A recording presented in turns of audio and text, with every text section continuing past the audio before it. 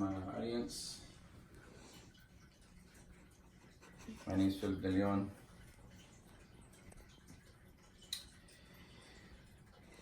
Okay, Julian Castro is planning to run a presidential candidacy for the year 2020. He used to be the head manager during the Obama administration era. But now Ben Carson is. He manages it now. And so, since I got your attention, is housing set up to help people or set them up for failure?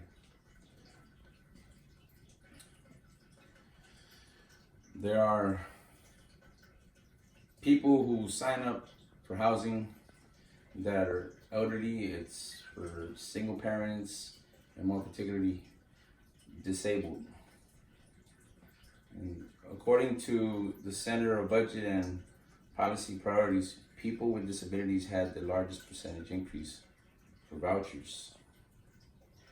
Now, what do I mean by that? Well, what I mean is, and my aim towards, is the need to help people become more self-sufficient within the housing program, not just milk the system or sit on the system. And the effects of housing are for people that are homeless, they're possibly freeloaders, meaning people who don't really want to work or don't want to do anything to better themselves. You know, they get TANF, they get food stamps, and they're just staying within the system. They're on housing and they don't go nowhere. For myself and self-experience and my family, we were that person. We were that people that were poor. You know, we needed to find housing for our family. And as we got on the housing, we got knowledge. My wife, for instance, got her master's degree. I'm currently going to college to better myself, to get knowledge, and hopefully a better career in the future. Which brings me to this. It rises the rent within housing for those such as ourselves. According to the Atlantic, fair market rent is calculated by 30% of the tenant's gross income. So again, as I said, the knowledge and self-sufficiency rises the rent. And it doesn't just rise not because of gaining that knowledge or getting a degree, but because of possibly the property value is raised within the area, such as our neighborhood. It's raised in our neighborhood, and the landlord in our home, or for our home, he doesn't fix anything. You know, they do inspections for housing every year, but the inspectors don't necessarily come and check everything.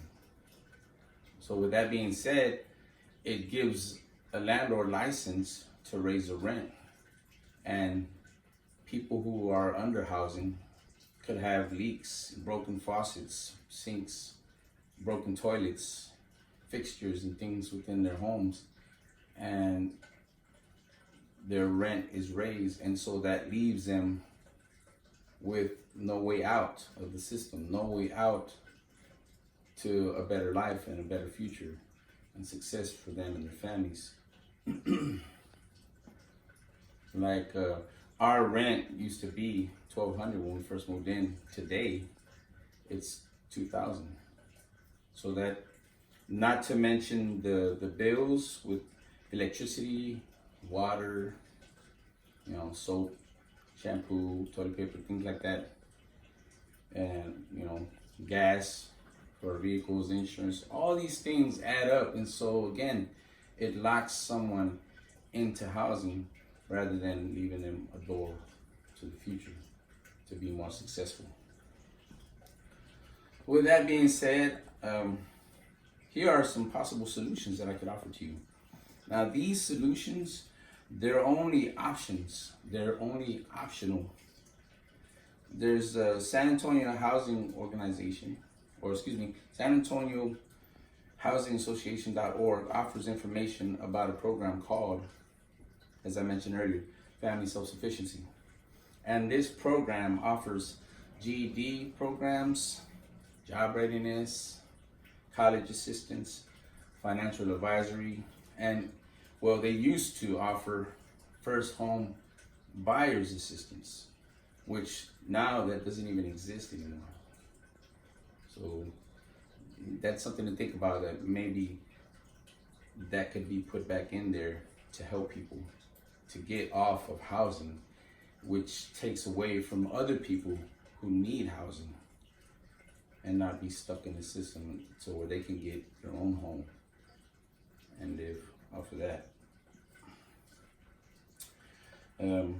There's something called landlord accountability, a law that was put in place before, that was brought up. According to Congress.gov, Representative Velasquez introduced H.R. 202, Landlord Accountability Act of 2017. And this law is just sitting there. It's not really being brought up. There's nothing being done with it. So in conclusion to that, as I say, we should mandate family self-sufficiency to help people get out of the system and to a better life and a better future for them and their families, as well as encourage mandated laws for landlord accountability, so these landlords cannot deceive and cheat the system and leave you under the bus. Thank you.